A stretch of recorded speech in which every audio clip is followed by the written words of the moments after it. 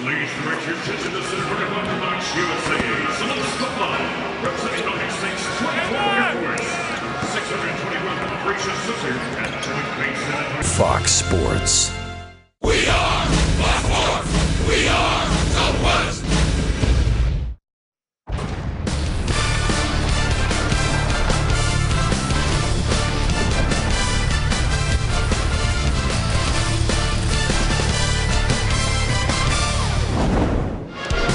Welcome to the AT&T Center near San Antonio Spurs, home tonight to face the Portland Trail Blazers. The Spurs trying to stay unbeaten at the AT&T Center.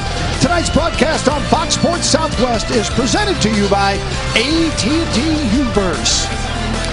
Hi everybody, Bill Land along with Sean Elliott. Thanks for joining us here tonight as the Spurs face the Blazers for the second time in 5 days.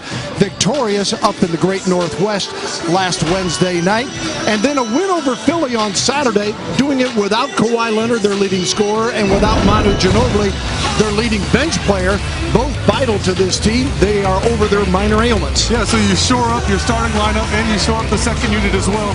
Kawhi brings defense and scoring punch, and Manu Ginobili is just the glue that keeps that explosive bench going. The Spurs, a nice win against Portland on Wednesday night in Portland, 113-101. They shot a season-best 56%. Here's some of the numbers. What impressed you most about the win? I like the inside game. They got it going on the inside, particularly Boris Diaw and LaMarcus Aldridge. And you have to remember tonight there's no Myers Leonard, so they're a little short-handed on the interior. It's going to be one of those nights where those rebounding numbers there, 42-36, those numbers should get better. If we take care of the ball at home, this should be a very comfortable game come the fourth quarter. Blazers do have an explosive backcourt. They have lost 5 in a row, including yesterday at Charlotte. Damian Lillard, of course, we've known about for a long time, is outstanding. And then you throw in C.J. McCollum. Yeah, the two-headed snake, like I said last time. These two guys can score at a high clip. But let me tell you, they played last night in Charlotte. That's a 2.5-hour or so flight coming here. They haven't been playing well of late. They need to get a handle on these two guys. Somehow slow them down, keep them below their averages, or make them work extremely hard for them. The rest of that team's going to suffer. It's going to be hard for them. And it's going to be hard for the other guys to score the ball.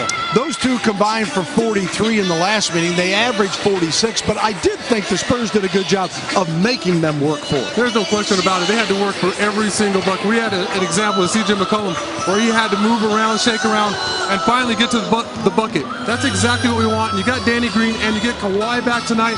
You got to make it tough on those guards. Certainly Tony Parker has done his part lately. We'll have more on number 9 in his outstanding play in the early part of the season when we come back as the Spurs beat the Trailblazers.